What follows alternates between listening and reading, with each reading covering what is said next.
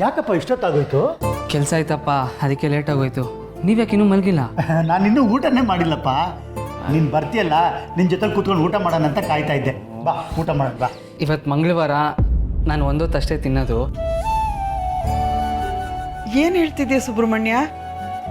ಮಂಗಳವಾರ ನೀನು ಉಪವಾಸ ಮಾಡ್ತಿದ್ಯಾ? ಯಾಕಪ್ಪ? ಹೂನಮ್ಮ, ನಮ್ಮ ವರ ಒಳ್ಳೆ ಮಾರ್ಕ್ಸ್ ತೊಗೊಂಡು ಪಾಸ್ ಆಗಿದ್ದಾಳೆ. ಅವಳಿಗೆ ಇನ್ನೂ ಒಳ್ಳೆ ಕಾಲೇಜಲ್ಲಿ ಸೀಟ್ ಸಿಗಬೇಕು, IAS ಮಾಡಬೇಕು. ಅಲ್ಲಿವರೆಗೂ ಮಂಗಳವಾರದೊತ್ತು ನಾನು ಒಂದೊತ್ತಷ್ಟೇ ತಿನ್ನೋದು. ಓಹೋಹೋ, ಇದಾ ವಿಷಯ. ನಮ್ಮ ವರಲಕ್ಷ್ಮಿ ತನ್ನ ಜೀವನಕ್ಕೋಸ್ಕರ ಓದದೇ ಹೋದ್ರು ನಿನ್ನ ತ್ಯಾಗಕ್ಕೋಸ್ಕರ ಆದರೂ ಓದಲೇಬೇಕು ಕಣೋ. ಅಪ್ಪಿ ತಪ್ಪಿ ಅವಳೇನಾದರೂ ಓದದೇ ಹೋದ್ರೆ ಅಪ್ಪ, ಅಪ್ಪಿ ತಪ್ಪಿನೂ ನೀನು ಆ ಥರ ಮಾತಾಡಬೇಡ. ಅವಳು ಓದೇ ಓದ್ತಾಳೆ, ಆ ನಂಬಿಕೆ ನನಗಿದೆ. ನೀವು ಹೋಗಿ ಊಟ ಮಾಡಿ ಫಸ್ಟು. ನಿನ್ನ ತಂಗಿ ಮೇಲೆ ಎಷ್ಟು ನಂಬಿಕೆ ಇಟ್ಟಿದ್ಯಾ, ಆದ್ರೆ ಅವಳು ನಿನ್ನ ನಂಬಿಕೆಗೆ ದ್ರೋಹ ಮಾಡೋದಕ್ಕೆ ತುದಿಗಾಲಲ್ಲಿ ನಿಂತಿದ್ದಾಳೆ ಮಗನೇ. ವಿಶಾಲು, ನಡಿ, ನಾವಾದರೂ ಊಟ ಮಾಡೋಣ. ಇಲ್ಲ ರೀ, ನಾನು ಊಟ ಮಾಡಲ್ಲ. ಮನೆ ಮಗನೇ ಮಂಗಳವಾರ ಒಂದೊತ್ತು ಉಪವಾಸ ಮಾಡ್ತಿದ್ದಾನೆ ಅಂದಮೇಲೆ ನಾನೇ ಊಟ ಮಾಡಲಿ? ಅಮ್ಮ ನೀನು ಯಾಕಮ್ಮ? ಸುಬ್ರಹ್ಮಣ್ಯ ಕಾಣೋ ಕನಸೆಲ್ಲ ನೆನೆಸಾಗ್ಲಿ, ಅವನ ಆಸೆ ಎಲ್ಲ ನೆರವೇರಲಿ ಅಂತ ನಾನು ಮಂಗಳವಾರ ಒಪ್ಪತ್ತು ಊಟ ಮಾಡ್ತೀನಿ ನಿನ್ನ ಮೇಲೆ. ಸರಿ ಹೋಯ್ತು. ಅಮ್ಮ ಮಗ ಉಪವಾಸ ಮಾಡಬೇಕಾದ್ರೆ ನಾನೊಬ್ಬನೇ ಹೇಗೆ ಊಟ ಮಾಡಲಿ? ನಾನು ಒಂದೊತ್ತು ಉಪವಾಸ ಮಾಡೇ ಬಿಡ್ತೀನಿ ಬಿಡು. ಆಗೋದಾದರೆ ಒಂದಕ್ಕೆ ಮೂರಷ್ಟು ಒಳ್ಳೇದಾಗ್ಬಿಡ್ಲಿ. ಅಪ್ಪ ನೀನುನಾ?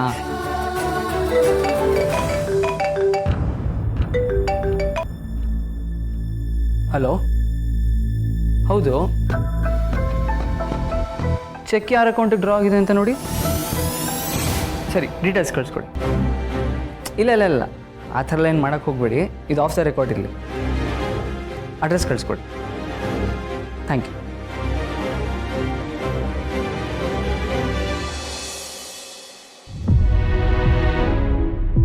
ಯಾಕಕ್ಕ ಈ ಒಡವೆಗಳನ್ನೆಲ್ಲ ಇಲ್ಲಿ ತಗೊಂಬಂದು ಇಟ್ಟಿದ್ಯಾ? ಬೆಂಕಿ, ಈ ಒಡವೆನೆಲ್ಲ ಮಾರಿ ನಾನು 10 ಲಕ್ಷ ತರ್ತೀನಿ. ಅದನ್ನು ನಾಳೆ ಅಪ್ಪಂಗೆ ಕೊಡ್ತೀನಿ. ಅಯ್ಯೋ ಅಕ್ಕ, ಏನ್ ಮಾಡ್ಬೇಕು ಅನ್ಕೊಂಡಿದ್ಯಾ? ನಾಳೆ ಏನಾದರೂ ಈ ಒಡವೆಗಳೆಲ್ಲ ಎಲ್ಲಿ ಅಂತ ಕೇಳಿದ್ರೆ ನೀನ್ ಏನ್ ಹೇಳ್ತೀಯಾ? ಮತ್ತೆ ನಾನು ಏನು ಮಾಡಲಿ ಬೆಂಕಿ? ನನಗೆ ತೋಚಿದ್ದು ಒಂದೇ ದಾರಿ. ಈಗ ಅದು ಆಗಲ್ಲ ಅಂದರೆ ನಾಳೆ 10 ಲಕ್ಷ ಹೇಗೆ ಅರೇಂಜ್ ಮಾಡಲಿ? ಅತ್ತೆ ಏನು ಹೇಳಿದ್ರು ಅಂತ ನೀನು ಕೇಳಿಸ್ಕೊಂಡೆ ತಾನೆ? ನಾನು ಕಳ್ತನ ಮಾಡಿದ್ದೀನಂತೆ. ಈಗ ಒಂದು ವೇಳೆ ನಾಳೆ 10 ಲಕ್ಷ ನಾನು ಕೊಡೋಕ್ಕಾಗಲಿಲ್ಲ ಅಂದರೆ ಅಪ್ಪ ಅದನ್ನು ನಿಜ ಅನ್ಕೊಳ್ಳಲ್ವಾ? ಅಪ್ಪ ಇದನ್ನು ನಿಜ ಅಂದ್ಕೊಂಡು ನಾಳೆ ನನ್ನ ಮನೆಯಿಂದ ಓಡಿಸೋ ಬದಲು ನಾನೇ ಹೋಗ್ಬಿಡ್ಲಾ? ಅಯ್ಯೋ, ಅಷ್ಟು ಧೈರ್ಯ ನನಗಿಲ್ಲ ಪಿಂಕಿ. ಧೈರ್ಯ ಇದ್ರೂ ಅಪ್ಪನ್ನ ಬಿಟ್ಟು ಹೋಗೋ ಮನ್ಸು ನನಗಿಲ್ಲ. ಮತ್ತೆ ಯಾಕಮ್ಮ ಹಾಗೆ ಮಾತಾಡ್ತೀಯಾ?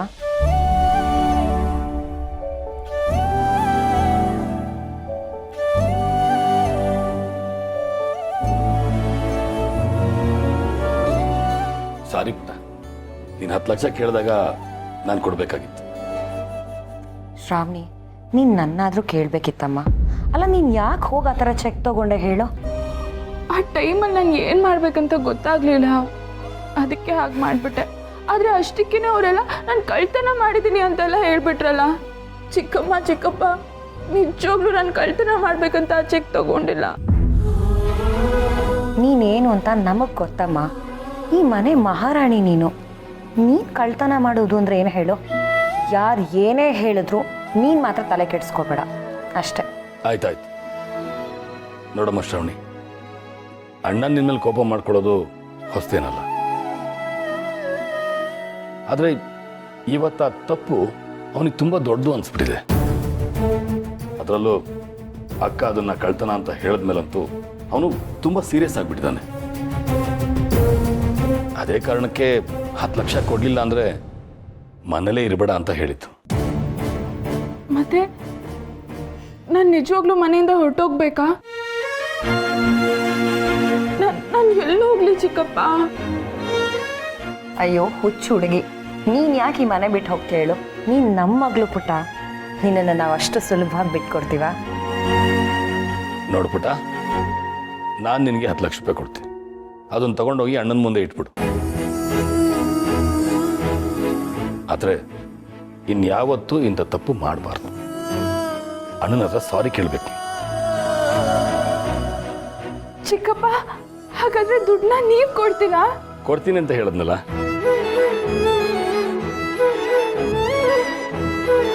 ಅದಕ್ಕೆ ದುಡ್ಡು ಸಮೇತ ಬಂದಿದ್ದೀನಿ. ಆದ್ರೆ ಪುಟ, ಇದನ್ನ ನಾನು ಕೊಟ್ಟೆ ಅಂತ ನೀನು ಯಾರಿಗೂ ಹೇಳಬಾರ್ದು. ಆ ಚೆಕ್ಕಿಂದ ವಿಡ್ರಾ ಆಗಿದ್ದನ್ನ ವಾಪಸ್ ಇಸ್ಕೊಂಡ್ಬಂದೆ ಅಂತ ಹೇಳಬೇಕು.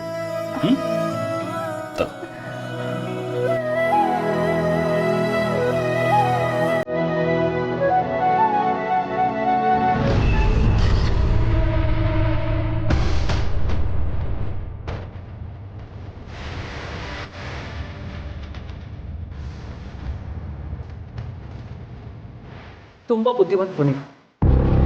ಆದರೆ ನೀವು ಹೇಳೋ ಬುದ್ಧಿಯಿಂದ ಮಕ್ಕಳು ಉದ್ಧಾರ ಆಗಬೇಕೇ ಹೊರತು ಹಾಳಾಗಬಾರ್ದು. ಇವಳು 10 ಲಕ್ಷ ರೂಪಾಯಿ ಕಳೆದಿದ್ದಾಳೆ, ಅದಕ್ಕೆ ಉತ್ತರನೂ ಅವಳೇ ಹೇಳಬೇಕು. ಅಕ್ಕ, ಅದು ಸುರೇಂದ್ರ, ನೀನು ಪ್ರೀತಿಯಿಂದ ಅವಳಿಗೆ 10 ಲಕ್ಷ ರೂಪಾಯಿ ಕೊಡೋದು ತಪ್ಪಲ್ಲ. ಆದರೆ ನೀನು 10 ಲಕ್ಷ ರೂಪಾಯಿ ಇವಳಿಗೆ ಕೊಡ್ತಿದ್ದೀಯ ಅನ್ನೋ ವಿಷಯ ವೀರುವಿಂದ ಮುಚ್ಚಿಡ್ತಿದೆಯಲ್ಲ, ಅದು ತಪ್ಪು.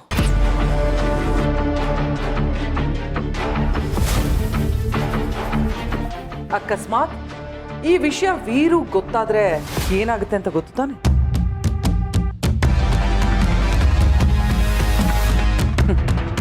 ನೋಡುತ್ತಾ, ನಿಮ್ಮಿಬ್ರಿಗೂ ಉತ್ತರನೇ ಇಲ್ಲ. ಒಂದು ತಪ್ಪು ಮುಚ್ಚಕ್ಕೆ ಹೋಗಿ ಇನ್ನೊಂದು ತಪ್ಪು ಮಾಡ್ತಿದ್ದೀರ. ಆದರೆ ನಾನಂತೂ ವೀರುವಿಂದ ಯಾವ ವಿಷಯನೂ ಮುಚ್ಚಿಡೋದಿಲ್ಲ. ಏನು ನೀವು ಈ ದುಡ್ಡನ್ನ ಇವಳಿಗೆ ಕೊಡ್ತಿದ್ದೀರಿ ಅಂತ ವೀರುಗೆ ಹೇಳಲ್ಲ?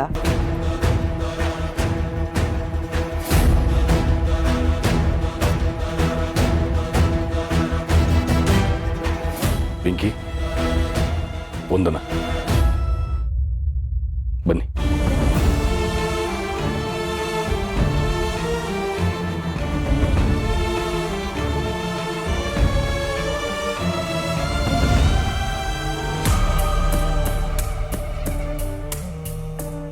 ನಾಳೆ ಬೆಳಗ್ಗೆ 10 ಗಂಟೆಗೆ 10 ಲಕ್ಷ.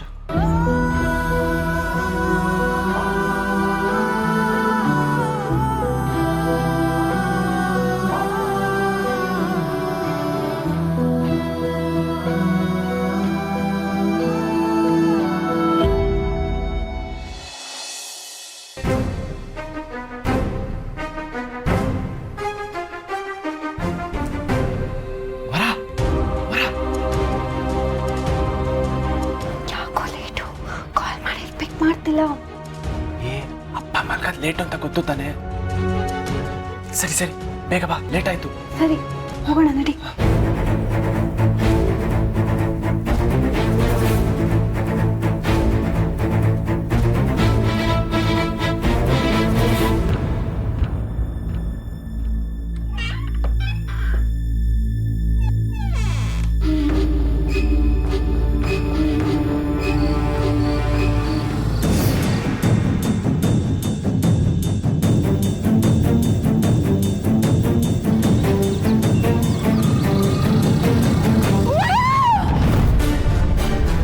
ವಿಶಾಲು, ವಿಶಾಲು, ಯಾಕೆ ಕೂಕೊಂಡೆ? ಏನಾದ್ರು ಕೆಟ್ಟ ಕನ್ಸು ಬಿತ್ತಾ? ನಿಜವಾಗ್ಲೂ ಇದು ಕನ್ಸನ್ರಿ? ಯಾಕೆ? ಏನದು ಕನಸು? ಕನ್ಸು ಅದು ಏನಿಲ್ಲ. ಮತ್ತ್ಯಾಕೆ ಕೂಕೊಂಡೆ? ಸರಿ ಹೋಯ್ತು, ಇರು, ನೀರು ಕೊಡ್ತೀನಿ.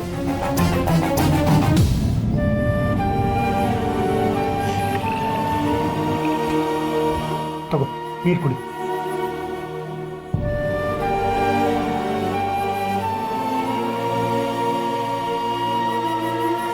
ಏನಾಯ್ತೆ? ಏನ್ ಕನ್ಸು ಅಂತ ಹೇಳ್ಬಾರ್ವಾ? ಏನು ಇಲ್ಲ ಅಂತ ಹೇಳದ್ನಲ್ಲ, ನೀವು ಸುಮ್ಮನೆ ಮಲ್ಕೊಳ್ಳಿ. ಸರಿ ಬಿಡು, ಮತ್ತೆ ಕನ್ಸು ಬಂದ್ರೆ ಕನ್ಸಲ್ಲೇ ಕೂಗಾಡು. ಈ ಥರ ನಿಜವಾಗ್ಲೂ ಕೂಗಾಡಿ ನಮ್ಮನ್ನೆಲ್ಲ ಗಾಬರಿ ಮಾಡಬೇಡ. ಕನ್ಸಂತೆ ಕನ್ಸು.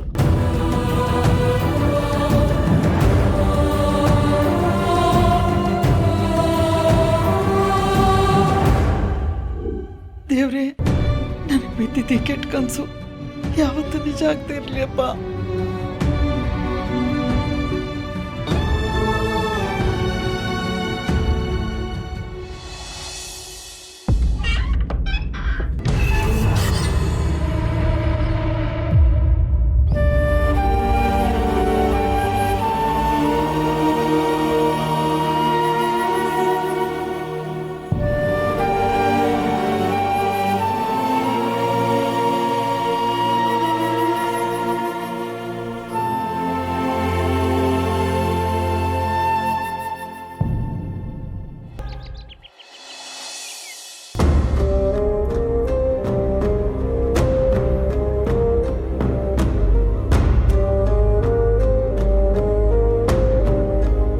ದೇವ್ರೆ, ನಮ್ಮ ಶ್ರಾವಣಿ ಮಾಡ್ತಿರೋದು ತಪ್ಪಲ್ಲ, ಆದರೆ ತಪ್ಪೇ ಮಾಡ್ದಿಲ್ದಿರೋ ನಮ್ಮ ಶ್ರಾವಣಿಗೆ ಶಿಕ್ಷೆ ಆಗ್ತಿದೆ.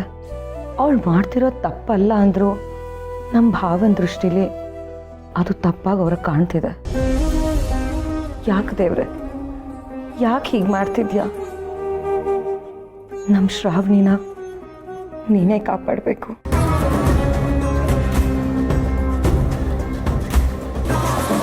ಸರಿ ಕಣಮ್ಮ, ಬರ್ತೀನಿ. ಸರಿನಪ್ಪ. ಸುಬ್ರಹ್ಮಣ್ಯ, ಅದು ನೀನು ಹೇಳ್ಬೇಕಿತ್ತಾ? ಏನಿಲ್ಲ, ಆ ಖರ್ಚಿಪ್ಪು ಫೋನು ಎಲ್ಲ ತಗೊಂಡ ಎಲ್ಲ ಇಟ್ಕೊಂಡಿದ್ದೀನಿ. ಸರಿ. ಬರಲ್ಲ. ಹಲೋ, ಮೀಡಿಯಾದವರೆಲ್ಲ ಬಂದಿದ್ದಾರಲ್ವಾ? ಸರಿ, ಬರ್ತೀನಿ.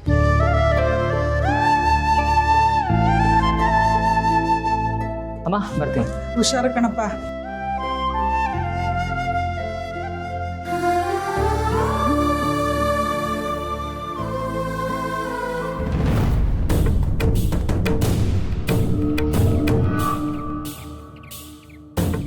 ನೇರವಾಗಿ ಏನು ಅಂತ ವಿಷಯ ಮಾತಾಡಿ ಇವನ ಹತ್ರನೇ ತಿಳ್ಕೊಬೇಕು. ವರ್ಧಾ, ಒಂದು ನಿಮಿಷ ಇರಪ್ಪ.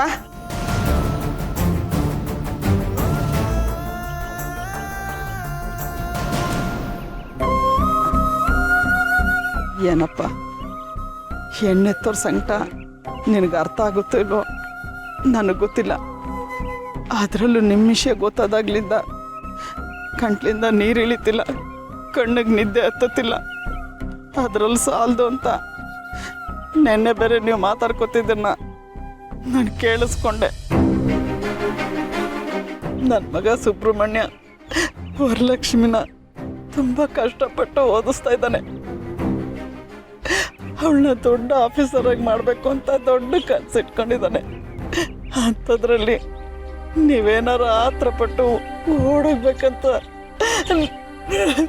ಹೌದು, ನಾವು ಓಡೋಗ್ಬೇಕು ಅಂತಾನೆ ನಿರ್ಧಾರ ಮಾಡಿದ್ವಿ. ಆದರೆ ನಿಮ್ಮ ಮಗಳು ಏನು ಹೇಳಿದ್ದು ಗೊತ್ತಾ? ಇನ್ನು ಕಾಯೋದ್ರಲ್ಲಿ ಅರ್ಥನೇ ಇಲ್ಲ. ನಾವೆಲ್ಲರೂ ಹೋಗೋಣ, ಮನೆ ಬಿಟ್ಟು ಹೋಗಿ ಮದುವೆ ಆಗಿ ಒಂದಷ್ಟು ವರ್ಷ ಬಿಟ್ಕೊಂಡು ವಾಪಸ್ ಬರೋಣ. ಖಂಡಿತ ಮನೆಯವ್ರು ಒಪ್ಕೊಳ್ತಾರೆ. ಏನು ಹೇಳ್ತೀಯ ಅವರು ಏನಾದರೂ ಮಾತಾಡು, ಓಡೋಗಣ್ವಾ? ಇಲ್ಲ, ನಾನು ಎಲ್ಲೂ ಬರೋದಿಲ್ಲ. ನಾವಿಬ್ರು ಓಡೋಗಿ ಮದುವೆ ಆದರೆ ನಾವಿಬ್ರು ಅಷ್ಟೇ ಸಂತೋಷವಾಗಿರ್ಬೋದು. ನಮ್ಮ ಮನೆಯವರೆಲ್ಲ ಕಣ್ಣಿನ ಕೈ ತುಳಿಬೇಕಾಗತ್ತೆ. ನನ್ನ ಅಣ್ಣನ ಕನಸನ್ನ ನಾನು ನುಚ್ಚು ನೂರು ಮಾಡ್ದಂಗಾಗತ್ತೆ. ನನ್ನ ಓದಿಸೋದಕ್ಕೋಸ್ಕರ ತುಂಬ ಕಷ್ಟಪಡ್ತಿದ್ದಾನೆ. ನನ್ನ ಮೇಲೆ ತುಂಬ ನಂಬಿಕೆ ಇಟ್ಟಿದ್ದಾನೆ. ಆ ನಂಬಿಕೆಗೆ ನಾನು ಹೇಗೆ ದ್ರೋಹ ಮಾಡಲಿ? ಮತ್ತೆ ನಮ್ಮ ಪ್ರೀತಿ? ನನ್ನ ಹುಟ್ಟಾಗಿಂದ ನಮ್ಮ ಮನೆಯವರೆಲ್ಲರೂ ನನ್ನ ಪ್ರೀತಿ ಮಾಡ್ತಿದ್ದಾರೆ. ಆ ಪ್ರೀತಿಗೂ ಬೆಲೆ ಕೊಡ್ಬೇಕಲ್ವಾ? ನೋಡು ವರ್ಧಾ, ನಮ್ಮ ಪ್ರೀತಿನ ಉಳಿಸ್ಕೊಬೇಕು. ಹಾಗಂತ ಮನೆಯವ್ರ ಪ್ರೀತಿನ ಕಳ್ಕೋಬಾರ್ದು. ನಮ್ಮ ಮನೆಯವ್ರನ್ನೆಲ್ಲ ಒಪ್ಸಿ ಮದುವೆ ಆಗಬೇಕು. ಈ ರೀತಿ ಮದುವೆ ಆಗೋದಾದ್ರೆ ನಾನು ರೆಡಿ ಇದ್ದೀನಿ. ನಮ್ಮ ಮುಂದೆ ಈಗಿರೋದು ಅದೊಂದೇ ದಾರಿ.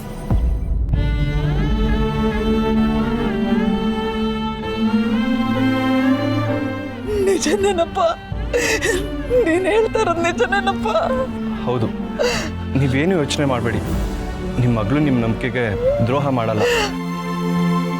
ನೀವು ಅಂದ್ಕೊಂಡಿರೋ ಹಾಗೆ, ಸುಬ್ಬು ಕನ್ಸು ಕಾಣ್ತಿರೋ ಹಾಗೆ ಅವಳು ತುಂಬ ಚೆನ್ನಾಗಿ ಓದ್ತಾಳೆ. ಅವಳಿಗೆ ನಮ್ಮ ಪ್ರೀತಿಗಿಂತ ನಿಮ್ಮೆಲ್ಲರ ಮೇಲಿರೋ ಪ್ರೀತಿನೇ ತುಂಬ ಮುಖ್ಯ.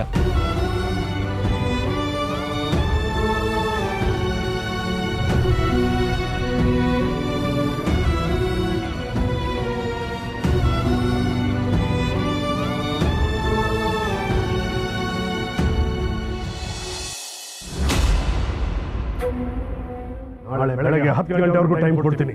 ಅಷ್ಟರಲ್ಲಿ 10 ಲಕ್ಷ ರೂಪಾಯಿ ನನ್ನ ಮುಂದೆ ತಂದು ಇಡಬೇಕು. ಇಲ್ಲ ಅಂದ್ರೆ 10 ಗಂಟೆ 1 ನಿಮಿಷಕ್ಕೆ ಮನೆ ಬಿಟ್ಟು ಹೋಗ್ತಾ ಇರಬೇಕು.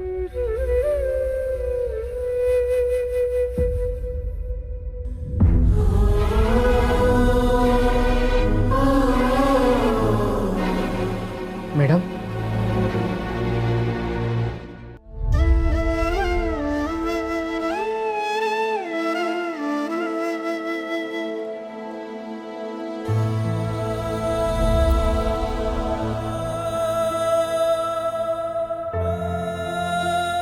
ಸುಬ್ಬು, ಇವತ್ತು ನನಗೆ ಏನಾಗ್ತಿದೆ ಅಂತಾನೆ ಗೊತ್ತಾಗ್ತಿಲ್ಲ. 10 ಲಕ್ಷ ಅರೇಂಜ್ ಮಾಡೋಕ್ಕಾಗಲಿಲ್ಲ. ಅಪ್ಪ ಎಲ್ಲಿ ನನ್ನ ಮನೆಯಿಂದ ಆಚೆ ಹಾಕ್ಬಿಡ್ತಾರೆ ಅನ್ನೋ ಭಯನೂ ಇದೆ. ನಾನು ಏನೇ ಮಾಡಿದ್ರು ಅಪ್ಪನ ದೃಷ್ಟಿಯಲ್ಲಿ ಅದು ತಪ್ಪಾಗಿ ಕಾಣ್ತಿದೆ. ಇದೆಲ್ಲ ಕಾರಣದಿಂದ ನನ್ನ ಅಪ್ಪನಿಂದ ದೂರ ಆಗ್ತಿದ್ದೀನೇನೋ ಅನ್ನೋ ನೋವು ಇದೆ. ಇಷ್ಟೆಲ್ಲ ನೋವು ಮನಸ್ಸಲ್ಲಿದ್ರು ಏನೋ ಒಂಥರ ಸಮಾಧಾನನೂ ಇದೆ ಸುಬ್ಬು.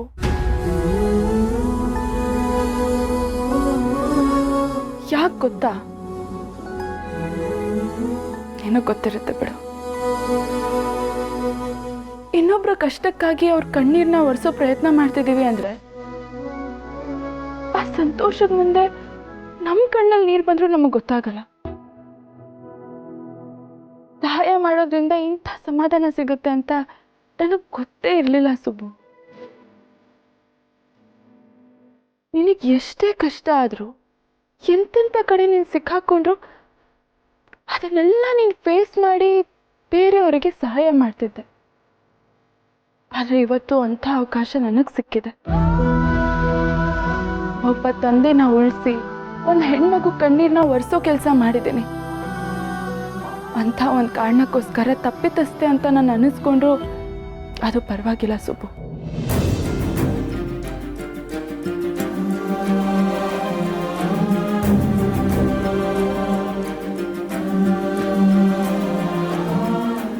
ನಾಳೆ ಬೆಳಗ್ಗೆ 10 ಗಂಟೆ ಒಳಗೆ 10 ಲಕ್ಷ ನನ್ನ ಕಣ್ಣು ಮುಂದೆ ಇರಬೇಕು. ಇಲ್ದಿದ್ರೆ ಈ ಮನೆಯೊಳಗೆ ಜಾಗ ಇಲ್ಲ.